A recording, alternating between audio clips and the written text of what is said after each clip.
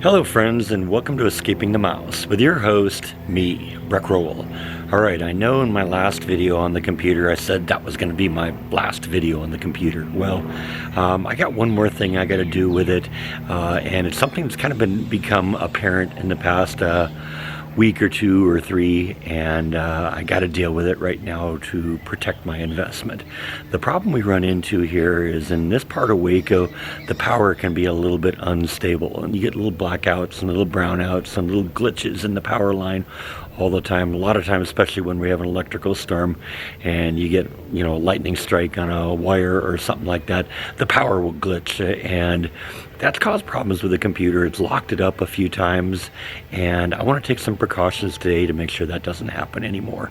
And the best way to do that is to put a battery backup on the system so that in the event that the power does go out, the computer doesn't actually lose power. The battery backup kicks in and keeps us going. So I'm going to run over to Best Buy and to Office Depot and see what they have and try and find something to solve this problem today. Okay, so I'm back. This is the battery backup I got. It turns out there's an Office Depot and a Best Buy right next to each other here in Waco. So that makes it really convenient because you can go to both locations and see what each of them have and compare prices. It turns out they both had basically the same UPSs. There were 5 or 6 different models. This was the largest of the ones that they both had. And there wasn't really a lot of variety between the two, but it turned out that by going to Best Buy, I could save like $10 on this battery backup. So I went with the Best Buy model, and this one is supposed to give me up to 2.5 hours of runtime in the event of a power failure. And it's really geared for high-end computers. They specifically recommend it for like gaming systems, and let's face it, there isn't really, except without all the pinball lights and stuff like that, there isn't really a dime's worth of difference between this and your typical gaming machine. So this was the right one for me. It's got 10 outlets in the back of it, which is really convenient. Now, the truth is, I got everything going to a couple of power suppressors, surge suppressors, just power strips that are attached to the underside of the desk. So I actually only got one power cord coming off of this. But what I can also do is my modems are over here. So what I can do is plug them into the battery backup. I think the battery backup will probably just live right here. We'll move these two things out of the way, and that'll make it real convenient, get it all in the same place. And I can plug the computer into it, plug the modem and router into it, and everything will be protected. So in the event of a power outage, I can even keep my internet going. So first thing I'm going to do is take this thing out of the box, plug it in, and basically get it charged up, because this thing is a battery. Now they come usually partially charged, but I want to charge it all the way up before I plug anything into it. So that's the first thing I'm going to do, is pull it out of the box and let's get it plugged up.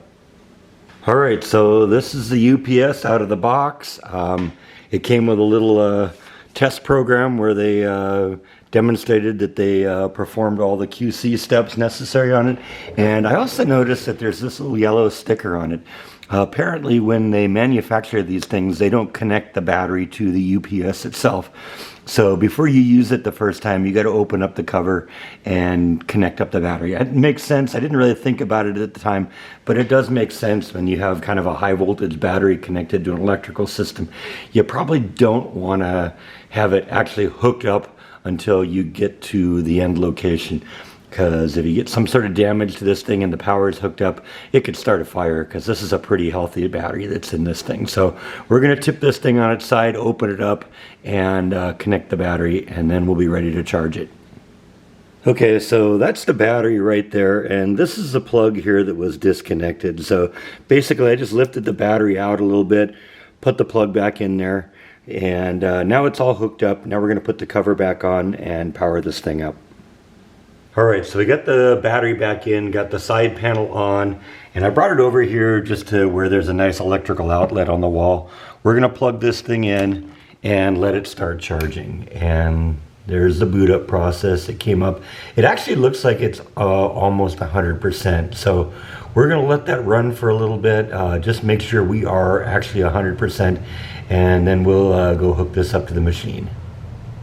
Now, as you can see, I got 10 electrical outlets on this thing, so there's plenty of room for power. There's actually one other feature I'm looking forward to looking into, and that is that this can actually connect to the computer itself, and in the event that the power goes out while I'm not home, it can actually execute a power down instruction to the computer, so that if the battery does give up, and it can only, because the battery's only going to last for a little while, if the battery does like run out of juice and I'm not home to power down the system, this will execute the command in the computer and power it down. So I'm actually very interested in looking into that, because that's a useful feature.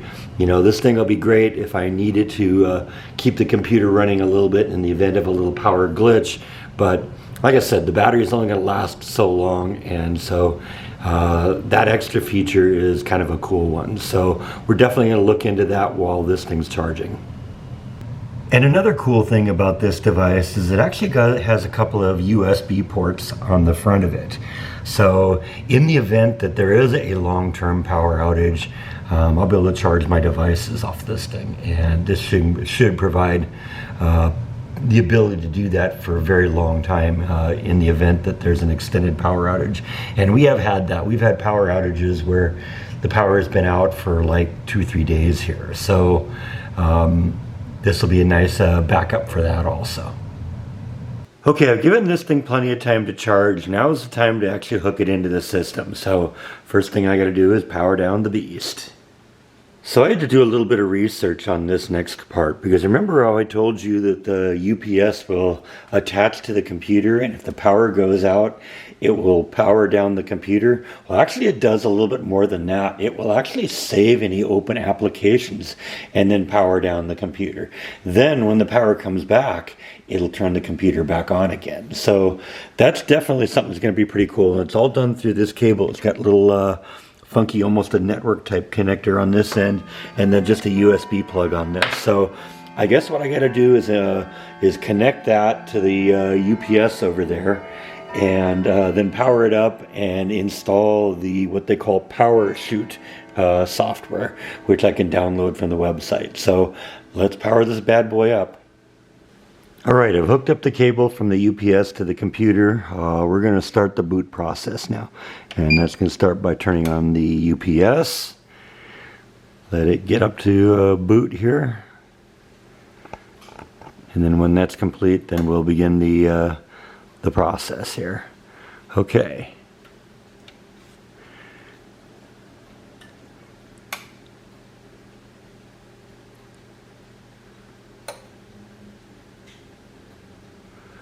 Alright, I'll catch up with you in a few minutes. Okay, got the computer reboot, everything's back up, and I just finished installing the software called PowerShoot, and apparently that's the thing that takes control of the computer in the event of a power outage and will take care of me. So I'm going to finish getting this all set up, and we'll look into this and see what it does for us. Alright, so there's a lot of kind of interesting stuff in here. This just gives you a little window here of, estimated time that the battery will run if the power goes out. Right now, what its power source is, it's operating off the wall. Its charge status, apparently I wasn't 100% charged up, so we can do that. It also kind of gives me a option of looking at, the amount of power that the system is using. So that's kind of cool too. Energy usage. Got a bunch of light green stuff here, trying to figure out how much carbon dioxide I'm producing here or whatever. But I got to look at this a little bit more and try and figure out how it does what it does. So I'm going to turn the camera off for a minute and start playing with some things and see what happens. Okay, this is an interesting window here because you have two options here. Keep my computer running as long as possible, or preserve the battery power itself and power down the computer when the power has been out for 5 minutes or more. So you can set what the time limit is. I actually think I want to preserve the battery power, because in the event of a power outage, maybe I don't need to have the computer running all the time, but it would be nice to be able to have the ability to charge like cell phones and stuff like that on that. So I think it makes sense to preserve the battery power and knock off the computer if it hits a certain, if the power has been out for, and I'm just going to go with 5 minutes. It looks like 5 minutes is kind of the max. Let's see, what's the option here? Yeah, okay, so yeah, I think that's a good option for this one because definitely want to preserve the battery power if we can. All right, this window is kind of interesting here also. This is the sensitivity of the device. And basically this is how serious of an event does it have to be before the battery kicks in. If you have a fairly stable power system, you go with low because then it'll just kick in when the power goes out. They recommend kind of medium, but since we have really kind of ugly power spikes in this area, I'm actually going to set this one for high. This should hopefully provide the most protection from my machine. But like I said, we'll have to see what happens. They say, you choose the middle one here if you find that your battery backup is going on and off all the time. And so we'll have to see if that happens. But yeah, we're going to go with that on this one. Let's see what else is there. Okay, so I've gone through all the configuration stuff. There was another one that allowed you to determine when the thing kicks in based on if the voltage gets too low or too high. And I set that with kind of the defaults. And I'm kind of looking at this run as self-test here, which basically I guess goes out and looks at the status of the UPS and sees if anything looks like it's wrong. And since that's never been done, I'm going to actually press that button. Let's see what happens. Okay, sounds like it kicked in. So I think we're running off a battery right now. Yeah, okay. Interesting. So that's what the self-test is, and just running through a little diagnostic.